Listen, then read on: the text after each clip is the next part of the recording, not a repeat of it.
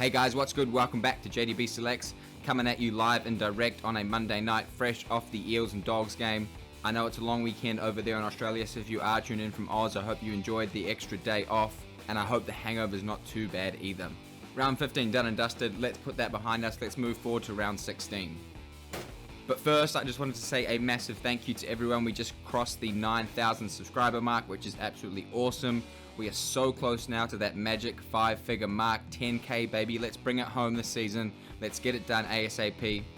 And as you can see, over 80% of you aren't subscribed. So what are you doing?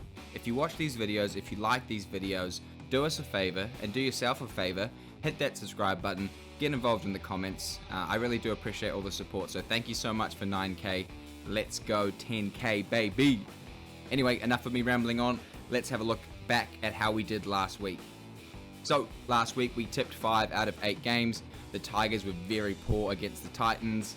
The Bunnies obviously had a lot of players ruled out late, which I'm not saying would have changed my tip, but it is what it is. The Dragons did well to hang on in the end. And then obviously my vibe tip, the Doggies vibe, was way off. The vibe meter was incorrect. The Eels absolutely humped them. So, 5 out of 8. We've had worse. We've had better. We go again this week.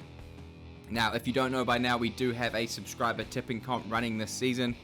All the details to join are shown on screen, so get involved now if you can. And looking at the tipping comp ladder, Jared68 sneaks back to the top spot off the back of the Eels and Bulldogs game. So congrats for Jared68 for regaining his top position. It's super tight at the top. I think throughout the week it was chopping and changing with the margin being the key difference. So good luck to everyone with your margins and tips again this week. There are only 5 games, but let's get stuck into my tips for round 16. And as always, because this is an Origin affected round and the New South Wales team hasn't dropped yet, if I do need to make any changes to my tips, they will be pinned to this video before the start of the first game of the round. Alright, and kicking off the short round this week on Friday night, we have the 14th place North Queensland Cowboys taking on the first place Penrith Panthers at Queensland Country Bank Stadium up in Townsville. Alright, starting first with the Cowboys, North Queensland had a bye last week, but the week prior they ambushed and completely dominated the Melbourne Storm, 45 points to 20. The 45 points they scored was their highest ever total against the Storm, with the Cowboys Origin players clearly playing for their spot in the Game 2 side.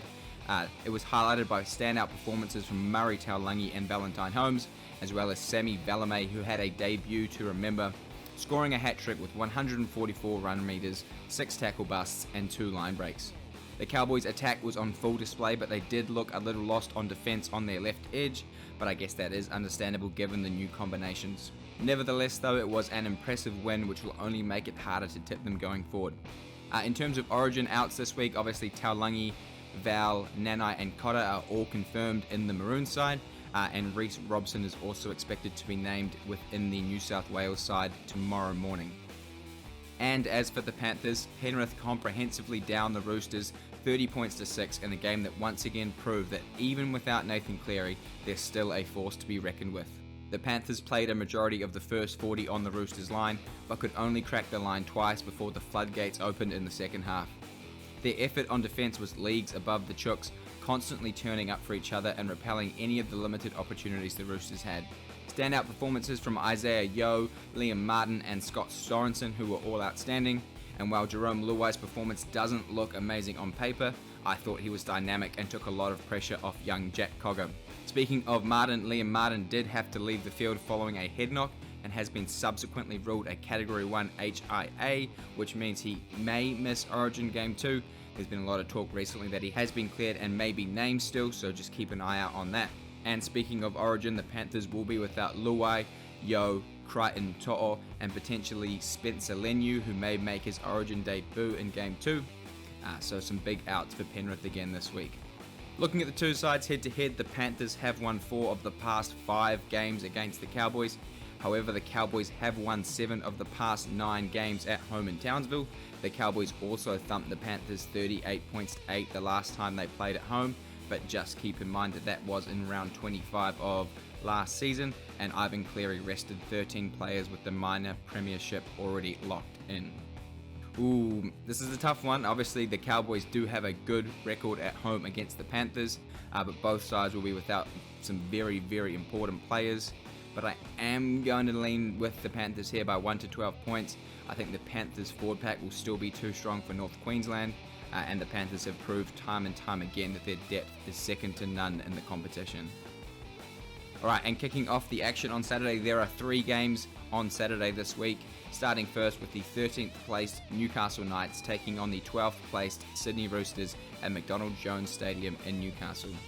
Starting first with the Knights, Newcastle almost pulled off a huge upset over the Brisbane Broncos before some brilliance from Ezra Mam handed them a 20 to 24 point defeat. The Knights came out firing off the back of their second bye and were clearly a lot fresher than the Broncos for 60 odd minutes before they fell away late in the final 10. Kalen Ponga has gotten better and better week on week since returning from concussion and was electric at the back, running for almost 250 metres and scoring a vintage KP try. The big boys at the back, Young, Marju and Gagai, were immense coming out of trouble, and I thought the Knights middles really held their own against a pretty solid and destructive Brisbane side. It was definitely a real gutsy performance, and they probably should have kicked on with it and taken the chockies from the Broncos. In terms of origin outs, I think only Tyson Frizzell may be in the conversation for the New South Wales Blues side, so apart from that, the Knights should field a pretty much full-strength, non-origin affected team. And as for the Roosters were once again unbelievably poor, this week getting torched by the Panthers 6 points to 30. The Chooks completely missed the boat at the start of each half, conceding 4 of their 5 tries inside the first 10 minutes of each. However, despite the blowout scoreline, statistically it was a close game that actually saw the Roosters have less missed tackles, concede less penalties, and break more tackles, which just highlights how poor their attack has been this season. Tedesco and Carey were the only players that seemed to threaten the Panthers, with Manu having little impact at 6, so much so that Trent Robinson moved him back to the centres towards the end of the match. It's hard to see how the Roosters are going to turn it around anytime soon, given the effect of Origin and the amount of key players they still have on the sidelines through injuries and suspensions. It should just be Lindsay Collins and James Tedesco involved with Origin this week. However, obviously James Tedesco is the linchpin, he's the key man for that side, so one player is a massive out for the Roosters. Now, looking at the two sides head to head, the Roosters have won 15 of the past 18 games against the Knights. They've also won 12 of their past 15 games in Newcastle. Despite what the stats are telling me, I do like the Knights here by 1 to 12 points. I think the Knights will basically be full strength against the Roosters side that will be missing James Tedesco, who has been the only threatening player. And with KP finally playing at full confidence again, I think the Knights should be too strong at home for the Roosters. Alright, now moving to the second game on Saturday, we have the 9th placed Parramatta Eels taking on the 8th placed Manly Sea Eagles at CommBank Stadium in Sydney. Starting first with the Eels, Parramatta beat the Bulldogs 34 points to 12 off the back of a masterclass from Mitchell Moses and an impressive cameo from King Gutho on King's birthday. All eyes were of course on Moses, who had a prime opportunity to stake his claim on the currently vacant New South Wales Blues number 7 jersey, and he did just that, setting up 2 tries, running for over 100 metres and coming up with some huge effort plays on defence. Personally, I don't see Freddie having the balls to drop Hines and bring in Moses off the back of that, although Moses couldn't have done anything more. That was just an outstanding display from Mitchell. It was also great to see RCG back out there, laying the platform and getting through a good stint with Hopgood and Paolo winning the contest through the middle third. Dejan Arce was also great in his first appearance for the club, coming into the side with Dylan Brown currently stood down, Arce setting up 2 tries and holding his own in defence. In terms of Origin inclusions, obviously Paulo, RCG and Moses are all in the equation, but we won't really know who is confirmed until 11 AM Aussie time tomorrow morning. And as for the Sea Eagles, Manly made light work of a depleted Dolphins side, scoring 10 tries to 3 on their way to a dominant 58 to 18 point win in front of their home fans. The Sea Eagles flew out of the gates, scoring 4 tries in 15 minutes in a performance with try doubles to Kohler, Turbo, Saab, as well as a hat-trick from Ruben Garrick, who also converted 9 out of 10 tries to equal the highest individual total for a Manly player in a single game with 30 points. Tommy Turbo was controversially allowed to play after initially being ruled out with concussion. However, he showed no signs of any ailment, running for a game-high 230 metres and popping up all over the park, asking questions of the Dolphins every time. It was an impressive display from a Manly side that have had an indifferent start to the season, and they are still missing some key forwards. In terms of Origin outs, I think it is just DCE and Turbo in the equation for Manly. Everyone else should be free to play. Looking at the two sides head-to-head, these two have already met this year. That was all the way back in round 3, with Manly coming out on top in a high-scoring game that produced 12 tries and almost 70 points. And the other key stat is the Eels have won 3 of the past 4 games against the Sea Eagles at home. Now this is a tricky one to tip because both teams could be and will be missing some of their key players, their sevens, their fullbacks, some big middle forwards, so it does make it a bit tough to tip, but I am going to back the Eels at home here by 1 to 12 points. I think even with Paulo and potentially Moses involved with Origin, they still have a really strong forward pack. They've obviously got Gutho at the back, who is just unreal tonight, so I think the Eels can get it done 1 to 12. Although they did only complete it 60% tonight, so it could easily be Manly, but I'm going to take the Eels. And moving to the final game on Saturday, we have the 16th placed West Tigers taking on the 3rd placed Melbourne Storm at Campbelltown Sports Stadium. Starting first with the Tigers, after weeks of having one of the best completion rates and defense in the league, the West Tigers were their own worst enemy against the Titans last Thursday, going down 12 points to 28. West were forced to defend their line for a majority of the game and consistently came up with unforced errors and poor options, compounded by the fact that both Luke Brooks and Api Koroisau went down injured and are both looking at extended time on the sidelines. The only shining light in what was a demeaning performance was again Jareem Buller, who was in the last 3 games scored 3 tries, broken 10 tackles, and ran for an average of 237 metres. Tim Sheens and the Tigers now find themselves without their first choice 6, 7 and 9 for at least the next 4 to 6 weeks, which doesn't bode well for the remainder of the season or for Alex Twal's maiden first grade try. In terms of Origin, obviously with Api Koroisau out, he won't play Origin, but he also won't play for the Tigers this weekend. Right, and as for the Storm, Melbourne bounced back after a shock loss to the Cowboys last week in true Storm fashion, decimating the Sharks 54 points to 10. It was all Melbourne, enjoying over 60% of possession and running in 9 tries to 2 in a completely one-sided affair. Cam Munster and Harry Grant bounced back incredibly after the Cowboys game that saw Grant have just the 1 run for 8 metres, while Munster didn't record a single try or line break assist. It was a complete turnaround this week though, with Grant running for over 200 metres, scoring 2 tries and consistently piercing holes in Cronulla's defence, while Munster also recorded over 200 run metres with 3 try assists and 2 line break assists. It was a crucial win for the Storm, who prior to that game had had a negative points difference, which is surely a position Craig Bellamy hasn't found himself in often, especially this deep into a season. Christian Welch has been suspended for 1 game for a very questionable hip drop tackle, which means he obviously won't play Origin, but he also won't be available for the Storm this week either.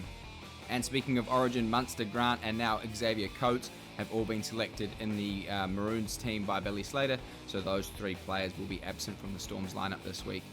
Looking at the two sides head-to-head, Melbourne have won 5 straight against the Tigers, who have never beaten the Storm in Campbelltown. Rather surprisingly, the last 10 games have been close, with the average winning margin being 12 points. However, if you remove the Storm's 66 to 16 point win back in 2021, the average winning margin for the rest of those games is only 8 points. I'm going to tip the Storm on this one by 1 to 12 points. They will obviously be without Munster and Grant. But it's hard to tip the Tigers here given that Brooks is out, and especially with Jerome Hughes building nicely for Melbourne, I think the Storm should still be too strong for the Tigers. Alright, and now moving to the final game of the Origin-affected round 16, we have the 5th placed Cronulla Sharks taking on the 15th placed Canterbury Bankstown Bulldogs at PointsBet Stadium.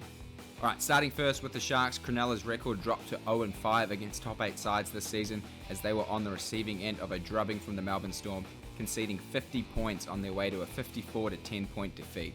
The game was essentially over at half-time with the Sharks behind 34 points to 6, and it didn't get any better with time. The Sharks could only manage a 60% completion rate and a minuscule 39% of possession as they consistently coughed up possession and gifted Melbourne easy outs. All eyes were on Nico Hines, who had a real opportunity to stamp his authority on the Blues number 7 jersey, and although he was the Sharks' best player, the visuals of a 40-plus point defeat can't be good. Speaking of Origin and Hines, he is the only Sharks player currently, suggested to be involved in the Blues side, although there was some talk that Dale Finucane may get a call up too, so he may be a smoky for Origin selection in Game 2 as well. And as for the Bulldogs, Canterbury couldn't keep their undefeated record intact against the Parramatta Eels on Mondays, going down 12 points to 34.